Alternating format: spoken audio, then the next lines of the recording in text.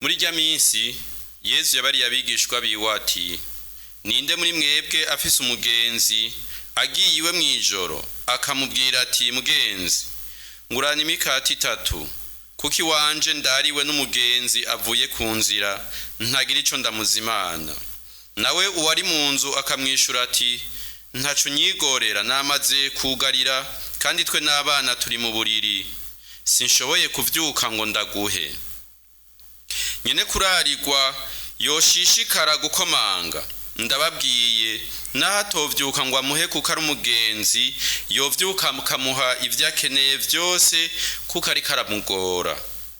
Nanje ndabibabariye, nimusabe muzoronka, nimurondere muzohabwa, nimwuguruze bazokugururirwa. Kuko uwusaba aronka, uwurondeye aronka, nawe uwuguruje arugururirwa.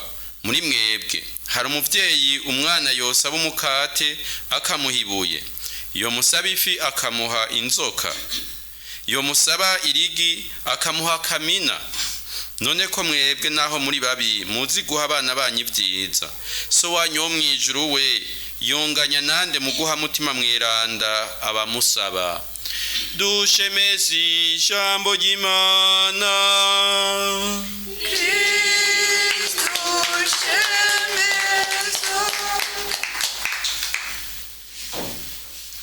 Bavukanye dusangiye iki gisabisho, yaba ku buryo bwo kubana ngaha muri ingoro y'Imana canke abariko baradukurikirana ku murongo wa Radio Maria, eka ndetse no ku buryo bwa Facebook. Iri jambo ry'Imana Yezu adushikirije uno munsi, inkuru nziza twumvise, iri mu rukurikirane rw'iyo twumvise ejo haheze, aho abigishwa babonye Yezu avuye gusenga bamusavye bati, twigishe gusenga. Yarababwiye uburyo bosengamwo, ubu naho ababwiye inyifato bogira mu gusenga. Inyifato yo guhozako, igisabisho gihozako kandi kitarambirwa. Kandi iyo nyifato ibwirizwa gushingira ku kungene Imana imeze. Twavyumvise muri uyu mugani Yezu yaciriye aba bantu, ubwo bukaba bwa mbere. Ubwa kabiri naho ukungene Imana yiteguriye kugabira abayitura, kugabira abayo, kugabira abantu bayo. Kandi rero ikanabagabira umwuzurira, umusesekara, ikabagabira n'ibirengeye ivyo bashobora kubahuka gusaba canke bari biteze. Ubwa mbere na mbere nuko Imana mu kuduhimiriza guhoza ko mu gusenga irondera ko tutoruha, tutorambirwa, tutogira tuti aho twasabiye bitaza hamaze kurengerana. Inyishu y'Imana rero ntigira deadline. Twebwe nitwe duhama dushaka gushiraho deadline, tuvuga tuti iki kiringo ko kigeze none yacerewe, turabivuyemwo, turarambiwe. Ibambewe Imana ntishaka ko tworuha mu gusaba cyaye tworambirwa, ariho ishaka ahubwo ko tuyiruhisha n'ibisabisho byacu. Ishaka ko tworushirizaho kuyiruhisha. Kandi noneho Imana ntiyigera irambirwa nuko twumviriza. Turavyumvise muri iyi mvugo ngereranyo Yezu akoresheje muri uyu mugani aturangira ingene abantu bameze, abagenzi bameze. Ashobora kuguha ikintu kuko ari umugenzi, mugabo kandi nahato ubwo bugenzi arashobora no kubiguha kuko ureke kumumena amatwi, ureke kumugora, ureke kumuvyonga, ureke kumubuza kwisinzirira. Kandi rero uyu mugani burya turavye ingene abanyisirayeli babaho n'inzu zabo ingene zari zimeze, byari bigoye ko umuntu wamaze kuyiryamira aza kugukoma nguze ngo umuhe ivyo agusavye. Ngo bari bafise inzu zifise icyumba kimwe, hanyuma bageze kuruhuka, bageze kuryama mwijoro bakagira utwo bazingazinze baryamamwo, kuko baryamamwe muca mwumva ingene bigenda. Rero kugira ngo umuntu avyuke agende byabanza gusaba ko akuraho ivyo n'ivyo abagenzi be bagize. Ugaca wumva yuko imvo rero zo gusubiza inyuma uyo muntu zari nyinshi, aje kumukoma yiryamiye. Kumwe na twebwe imvo zo kutagira ico dufashije bagenzi bacu zamari nyinshi. Turakenye, ibintu byarazimvye, nuko nakuriya nta mwanya mfise, hariho byinshi nkora, emwe tukagwiza imvo nyinshi kutagira ico dufashije abagenzi bacu. Mugabo kandi haro n'igihe izo mvo tuzirengera kuko twabonye uyo muntu ingene akeneye ivyo bintu, canke tukabona ubugenzi dufitaniye, canke tukumva ko inzira yo kuronka amahoro ari ukumwikurako akareka kutugora. Mugabo ivyo ari byo byose tugatanga ikigira neza uyu muntu.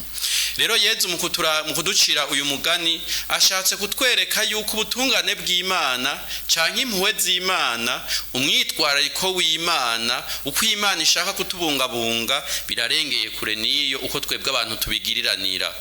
Birarengeye kure niyo ukungene twebwe abantu tuheza tukigoreranira, Imana yo twigorera gusumba. Imana rero mu bisanzwe ukimeze ubutungane bwayo, uko isanzwe ikora ibintu, uko isanzwe iringaniza ibyayo, twese neza turazi ko birashe, bitomoye, kandi byose bigirana urukundo. Iryo rero ni ishingiro ry'iyo nyifato y'uko twokwama duhozako mu gusenga. None mbega aho Imana idutumirira guhoza ko gusenga, yoyo nibidukunda kubera ikirindira ko tubanza kuyisenga kugira ngo iduhe. Ntibona ivyo dukeneye. Ubwo umuvyeyi mu muryango yobanza kurindira ko umwana we amubwira ati amakaye y'ishure, igihe c'ishure kirageze gura amakaye.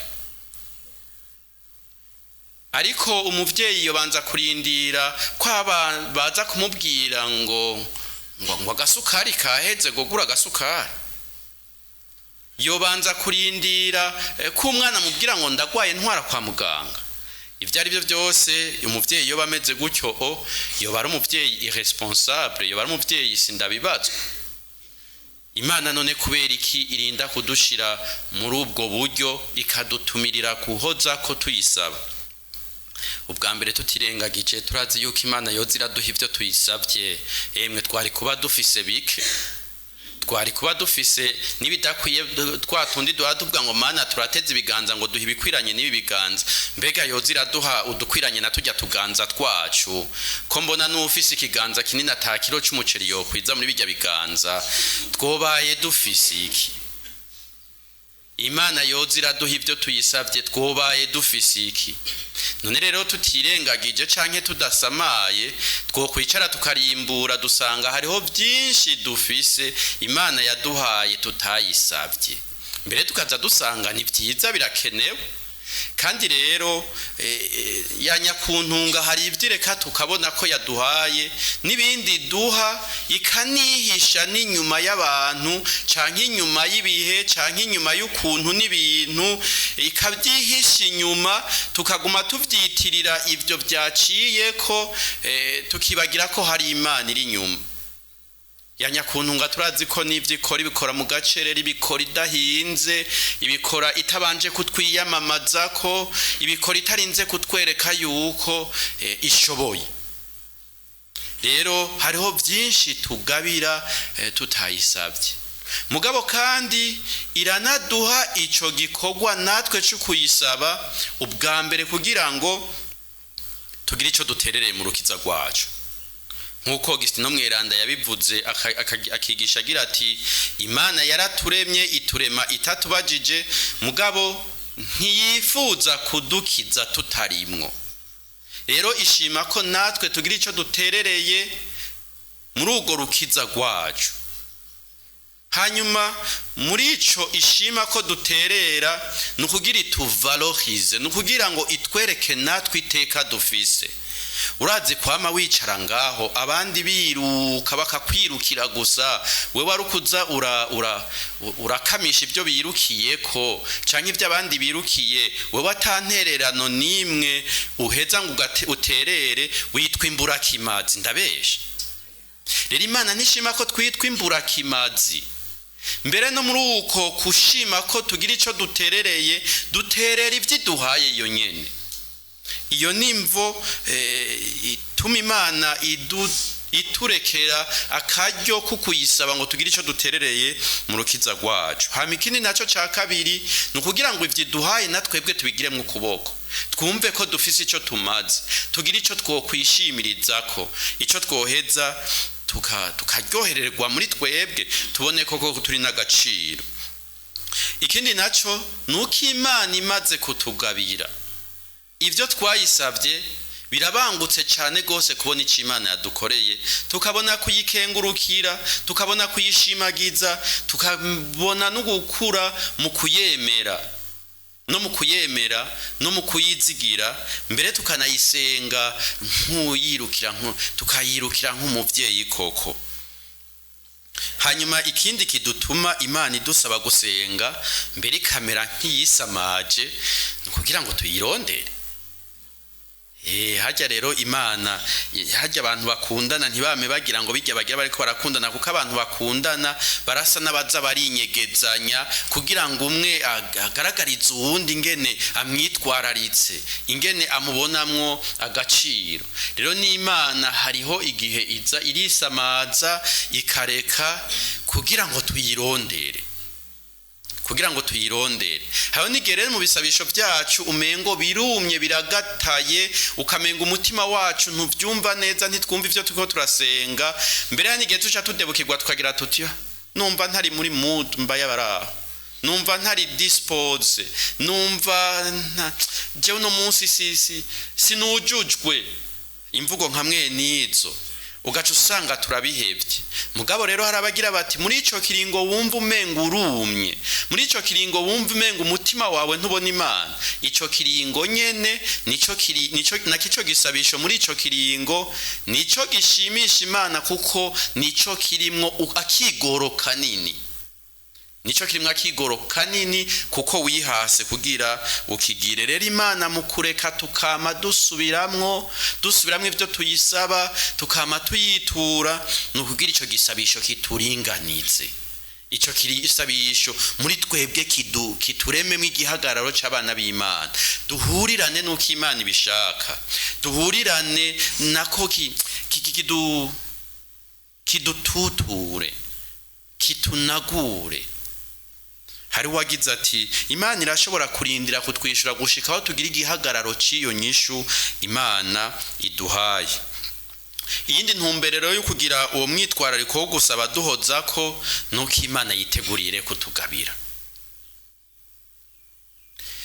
ibisabisho vyacu birakunda guhura n'ingorane z'uko hari igihe Imana mbere usanga ari na kenshi idaciduha ivyo twari turiko turayisaba, canke muri ubwo buryo twari twiteze, ikabicisha mu bundi buryo, canke ikatugabira ukundi.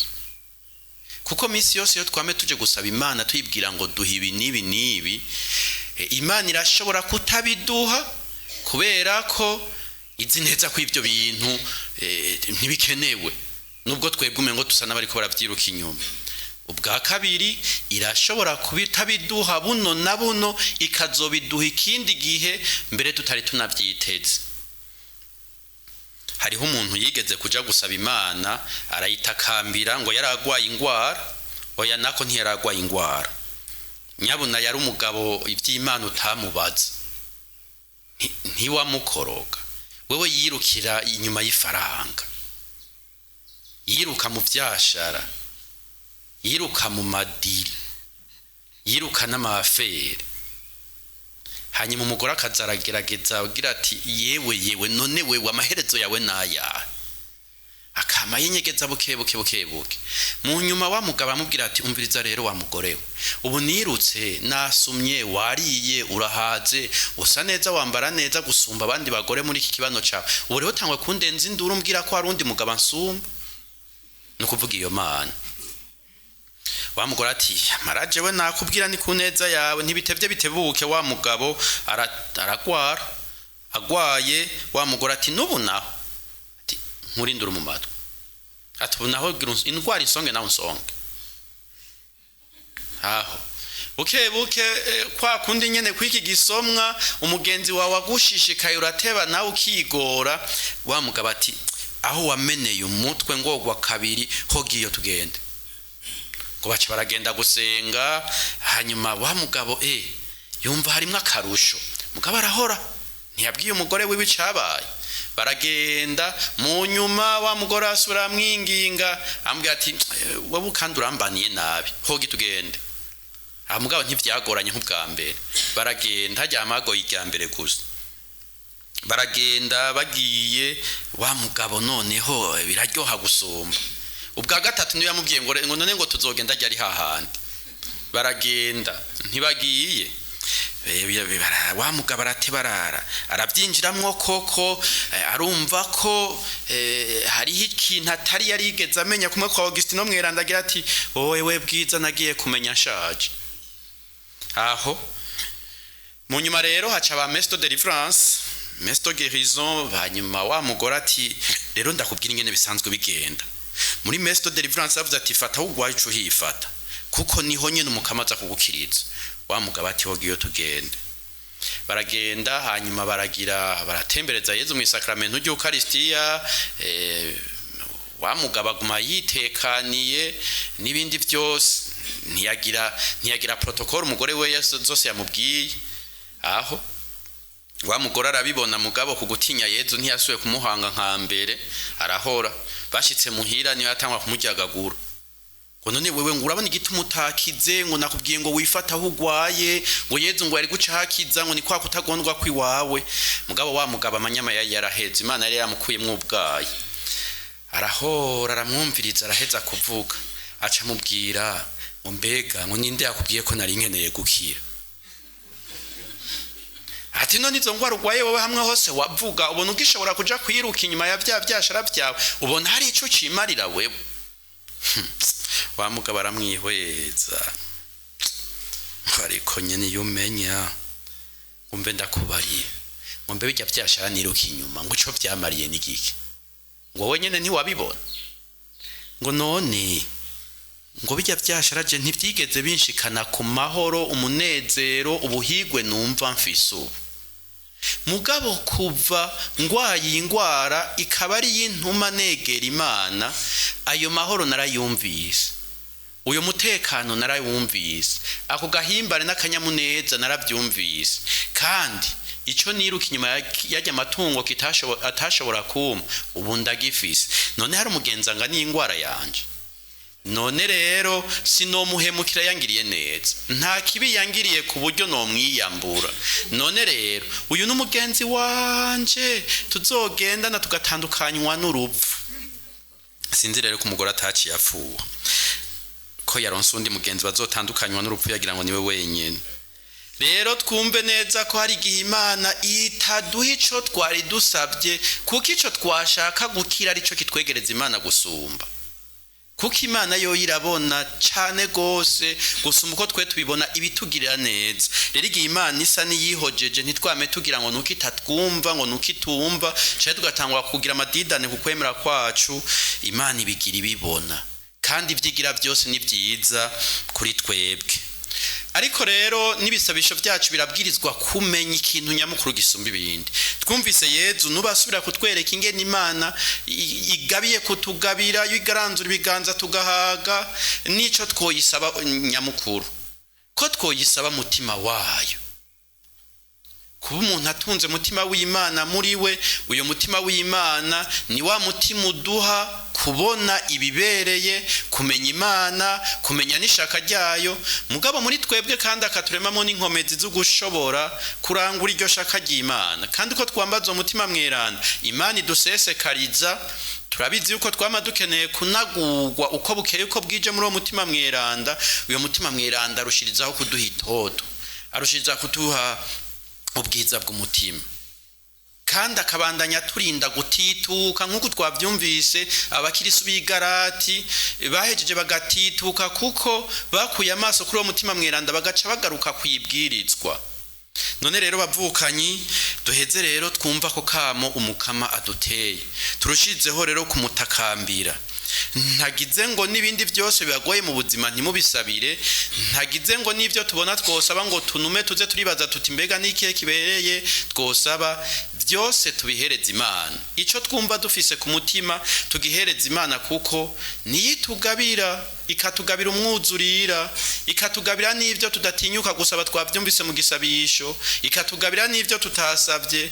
Mugabo kandi muri uko gusaba twame tuyisaba tuyizigiye nk'umubyeyi atubonera neza icyo dukeneye, atubonera neza icyo tuzanira ubuzima, atubonera neza ubu na buno icyo dukeneye, kandi akatubonera n'ibyo dukeneye muri kazoza. Turushirize rero kumwitura, tumwiture n'umutima w'abana, kandi tumwiture nk'umubyeyi, tumwiture duhoza ko, kuko ntiyigera atetereza umwizero wacu. Amen. Rwacu.